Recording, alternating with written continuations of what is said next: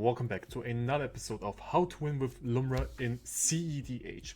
Today we are talking about the Springheart Nantuko line. For that we need a land in play, otherwise Lumra dies to state-based actions. Then we need one of the 4 untappers and Lotus Cobra, Talus Parishioner or Nissa in play, or we have either Nissa, Lotus Cobra and or Talus Parishioner. For simplicity, we will use Lotus Cobra and Nissa. Last but not least, we need mana floating and a land drop return. First, we will use 2 mana and bestow Lumra with our Springheart Nantuko. Now, whenever a land enters the battlefield, we can pay a colorless and a green mana, and if we do that and Nantuko is attached to a creature, we can create a copy of the creature. If we don't do that, we rather create a 1/1 green insect creature token. So with that, we are playing our land drop for turn, a forest. Trigger Lotus Cobra, trigger Nissa, Researched Animist, and trigger Springheart Nantuko. We will put Springheart on the bottom and Lotus plus Nissa on top. With that, we are creating 2 green mana. The 2 green mana, we will pay the Springheart Nantuko effect, creating another copy of Lumra.